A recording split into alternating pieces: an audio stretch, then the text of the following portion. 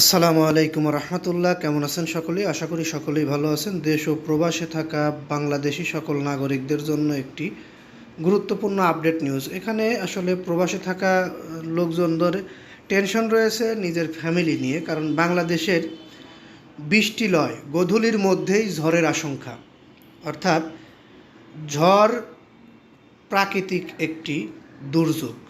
এই দুর্যোগ মোকাবেলায় আমাদের অনেক কিছুই করতে হয়, কিন্তু নসিবে যা থাকে শেষ পর্যন্ত সেটাই হয়। এই ঝড় নিয়ে একটি মহা গুরুত্বপূর্ণ আপডেট নিউজ প্রকাশিত হয়েছে, যেখানে বলা হয়েছে আসলে ৮০ কিলোমিটার বেগে ঝড় হতে পারে যেসব অঞ্চলে। এর মধ্যে আপনার অঞ্চল আছে কি না সেটা দেখে নিন। আমরা আপনাদেরকে জানাই সবার আগে বাংলাদেশের আবহাওয়ার সকল নিউজ জানাবো, আশা করি ভবিষ্যতে, বিশেষ করে এই ঝড়ের দিনগুলোতে।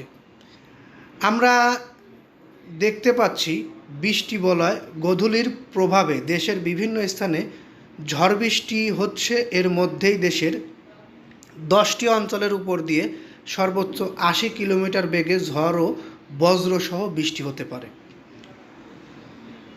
রোববার 15 মার্চ সকাল 9টা পর্যন্ত দেশের অভ্যন্তরীণ নদীবন্দরগুলোর জন্য এক সতর্কবার্তায় এ তথ্য জানিয়েছেন আবহাওয়া অফিস।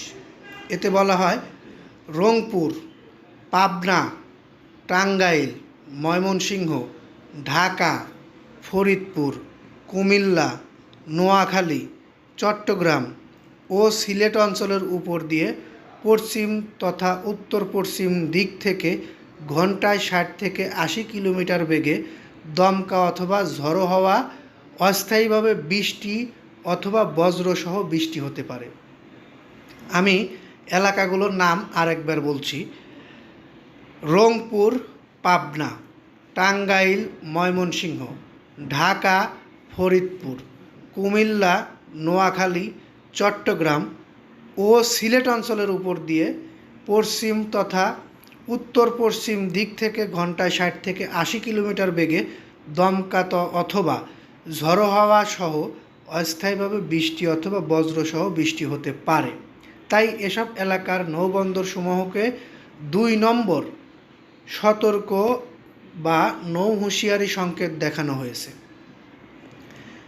আমরা আপনাদেরকে আরও কিছু গুরুত্বপূর্ণ এলাকার যে অবস্থা সেটা জানাতে চাচ্ছি। সেটি হচ্ছে, গতকালকে দেখেছি আমরা সিলেটে যেভাবে শিলাবৃষ্টি হয়েছে, আসলে এরকম শিলাবৃষ্টির কারণে কৃষকের কৃষি যে আবাদ সেটি অনেক বড় ক্ষতির মুখে পড়তে পারে। এ কারণে কৃষকদের আর একটু ভালো করে সতর্ক হতে হবে। বিশেষ করে যারা পেঁয়াজ, ধান এরকম চাষি রয়েছেন তাদেরকে একটু সতর্ক থাকতে হবে। সতর্ক থেকে আসলে তেমন কিছু করা যাবে না, এটি আল্লাহর একটি প্রাকৃতিক দুর্যোগ। এটি ঠেকানোর মতো পৃথিবীতে কোনো কিছু সৃষ্টি হয়নি। তারপরও যতটুকু সতর্ক না থাকলেই নয়, যেটা প্রয়োজনের বাইরে সেটা না রাখাই উচিত আবাদে, সেটা উঠে নিয়ে আসাই ভালো মনে করছি আমরা, এই জন্য আপনাদেরকে বলে রাখলাম। যাই হোক, আমরা এই নিউজটি আর দীর্ঘায়িত করব না। আমাদের থেকে এরকম নিউজ পেতে অবশ্যই আমাদের চ্যানেলটি সাবস্ক্রাইব করে বেল বাটন অন করে রাখবেন। ভালো লাগলে লাইক, কমেন্ট, শেয়ার করবেন। এই বলে এখান থেকে বিদায় নিই। আসসালামু আলাইকুম।